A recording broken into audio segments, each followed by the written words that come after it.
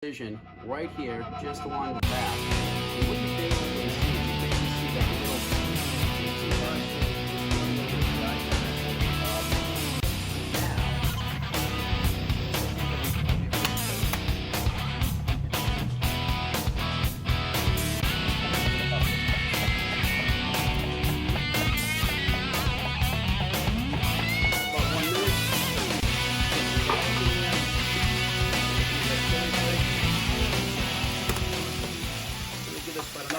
All right, I saved the best for last, lobster. I'm gonna do this two ways with these two different lobsters. I'm gonna do this one boiled, I'm gonna do this one baked stuffed. Boiled is so easy and so mindless, so I'm not even really gonna bother going into too much detail about it. I'll boil up this one here. All you do, get the water boiling, take the bands off of them. The reason you take the bands off of them before you boil them is if you leave the bands on, you will get a little bit of a rubbery taste to it, so I always recommend taking the bands off. Anyway, I'll put this one here off to the side just for a minute. I want to focus on the baked stuffed lobster here that we're going to do. Now, first thing that you got to do is you got to kill the lobster to get it prepped and to get it prepared to go into the oven. I got to warn you, if you have a soft stomach, you're a little bit squeamish, you're probably not going to want to watch this. In fact, if you think it's a good idea to do it, go ahead and send the kids out of the room right now because it's going to get real here in just a couple of seconds. All right, get yourself a good chef's knife, something nice and stable like this. First thing that you want to do, sharpen it up. And what we're going to do is basically drive right through the heart of it, slice down right through the head of it, just from the underside. And I'm going to warn you, the tail is going to go crazy over here. So the way that I do this is I keep the tail kind of towards me. I hate to say it, but this guy already kind of knows what's coming. What you want to do is position the knife perfectly. You get the tip of the knife right there, just between the first two claws. Make it quick and painless. A little word of advice, don't let the claw get in the way. Just like this. Done. That's why you want to be quick about it. Then, just come down the rest of the way here. Similar thing. Lobster's already dead. This is all nerve action right here. And just get right down the center of the body, just like that. There you go. Basically, cut in half, just kind of hanging on by a thread there at the top. And what we're going to do is just clean out all that fun looking stuff right there. That's all the roe, that's all the tamale. Some people eat that stuff. They say it's great. Personally, I'm not a fan of it. What we're going to do here is just gut out this chest cavity, get it nice and clean. We're going to stuff that with a little bit of breadcrumbs and the meat from the claws here in just a few minutes.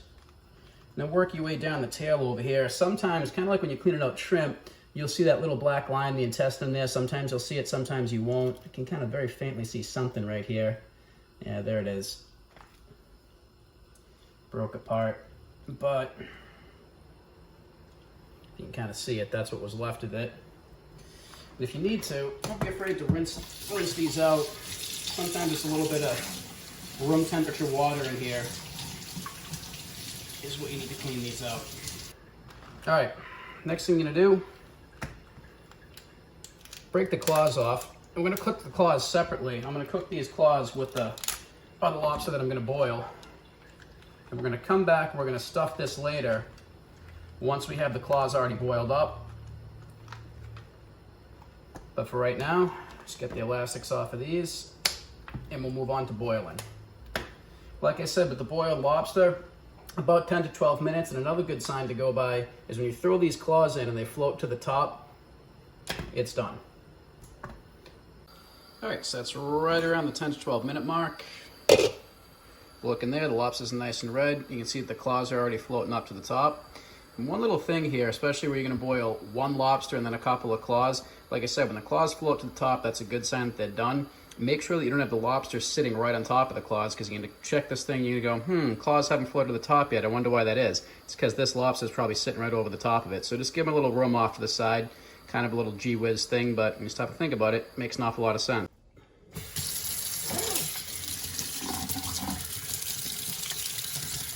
Just a little bit of ice water on them before you handle them. Shouldn't say ice water, but just cold water will do it. Make sure you get the different sides of them too.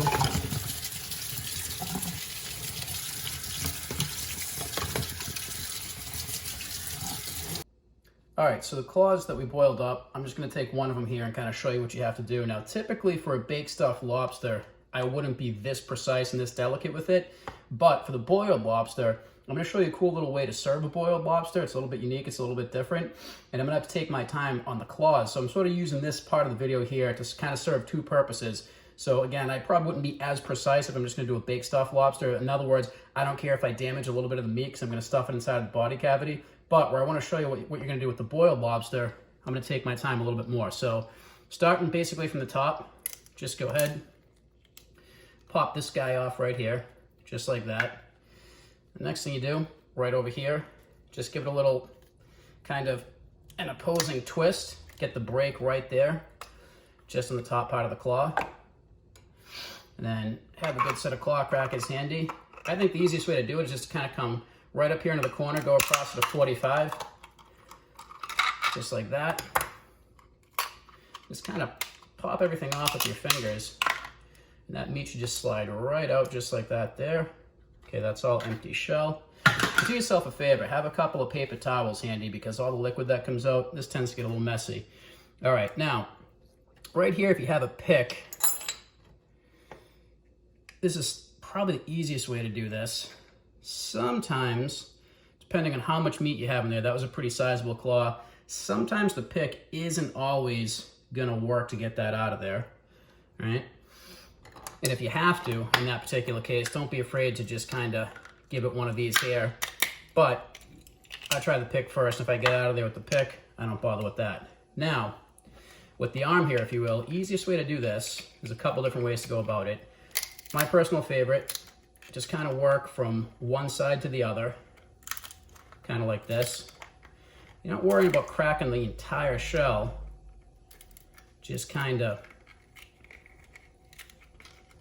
working it a little bit. And you can just kind of break it apart sort of with the tips of your fingers and make them out in a couple different sections, but just work the meat out of there little by little. Probably easier to push out through this side right here. All right, and what I'm doing here is I'm just kind of popping all this meat out of here in sort of the same position that it would be inside that claw. And you're gonna see why in a minute.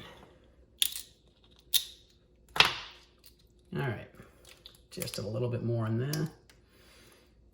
And maybe not too much more. All right, anyway. All right, so before we go ahead and we actually stuff the lobster here, there's just a few things that I wanna do. First thing first, cut the antennas off. It was already missing one, so I only need to cut that one right there. And then just back here, basically at the kind of the first joint in the tail where that first little notch is right there, just take your knife, don't go all the way through, but just give a little, right down to about there. Kind of what you can see, sort of get that hanging on by a thread.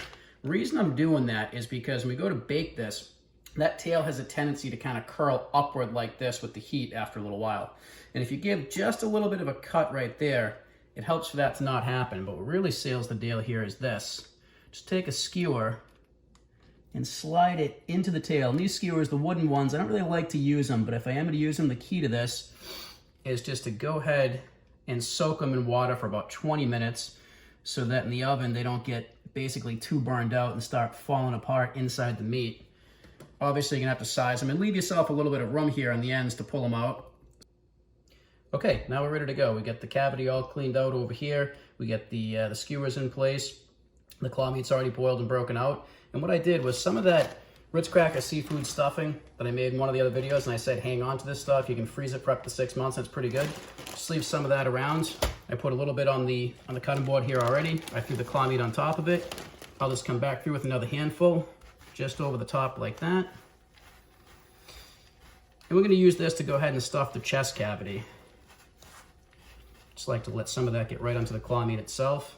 What I do, throw a little bit of breadcrumb with no lobster in there to get it started. Then I come in with the meat itself. Then whatever I have left over here goes back over the top of that. Then get everything covered up all nice as best you can. Come back with another handful and just come right down through the center of the tail.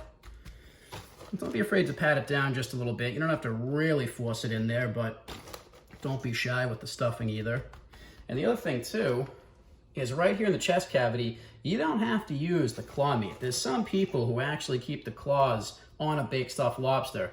My opinion of that, when you bake the claw meat, it dries out. The claw meat's not that good, but some people will keep the claws on and they'll stuff the chest cavity either straight up with nothing but stuffing, or just an idea, you can put some minced scallops and some minced clams in there too, inside the stuffing.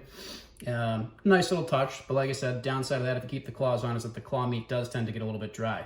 But anyway, you get this thing all ready to go, 350 oven for 30 minutes, and you get yourself a baked stuffed lobster. All right, so onto the boiled lobster right now. A minute ago on the baked stuffed, I talked you through what you have to do with the claws. So for now, I'm just gonna go ahead, break the claws off and leave them over to the side. You already kind of know how to do that. So we'll focus on the tail and the body right here. So all you're gonna do, one hand on the tail, one hand on the body, give just a little opposite grip. And then with the tail, just basically between your fingers and then sort of that part of the palm of your hand right there, just go ahead and give a little squeeze like that to the point where basically you hear everything crack. And then fingertips here, thumbs on the inside. Just go ahead and be prepared to get a little bit messy here, by the way. Pop that out. And there you go. Now, presentation purposes, how we're gonna plate this, here's what you wanna do. I'm gonna start off putting basically the top of the meat down on the cutting board. I'm not gonna come all the way through, but I'm just gonna make a little slice here, maybe down about 1/8 of an inch or so, probably not even that much. And what that does, it's gonna allow us to keep this nice and flat. Actually, in fairness, probably should have done is come through, done this first, kind of jumped the gun here. All right, what you wanna do is basically just rip right along the back right here, just like this. And what you got to do here is you got to clean out, kind of like with shrimp, you got to clean out that intestine there that's on the lobster. And you can see there's a little something in there. You can get at it with a knife. Should be nice and easy to slide out. There you go. Get that out of there like that. Put that off to the side for just 1 second. Now, what I like to do is I just get rid of just this little piece right here. So there you go. Now you get your tail meat. It should sit nice and flat. Now, I'll show you something with the legs here in a minute. For now, I'm just going to go ahead and I'm going to rip them all off one by one. And we're even going to do a little something here with the body too. But for now, got to get this all cleaned out. So the easiest thing to do here for what I'm going to do, get the legs off of it. Just got this in the palm of my hand. Just like that. Just going to go ahead and work this guy out. Clean that up right in there. And again, don't be afraid to use a little room temperature water to help you out with that. One last little piece you gotta get out, just this guy right here. Same type of thing.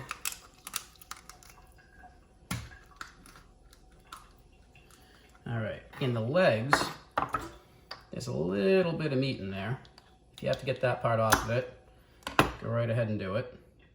What you're gonna do is you're gonna start on the pincher end right over here, right? And work towards the end that was connected to the body of the lobster. Dough roller, try to keep this as straight as you possibly can. And as you work back over it, don't be afraid to straighten it out.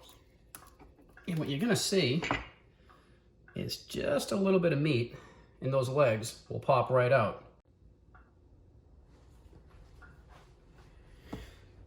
All right, so typically Christmas Eve, Feast of the Seven Fishes, usually you don't get this fancy, but while I have the opportunity, I'll show you something that, full disclosure, I saw somebody else do, so this isn't my idea originally, but I just think it's a cool way to serve a lobster. It's pretty unique, it's very classy, and I'll walk you through it. So, first thing first, we have the emptied and hollowed out, cleaned out body of the lobster.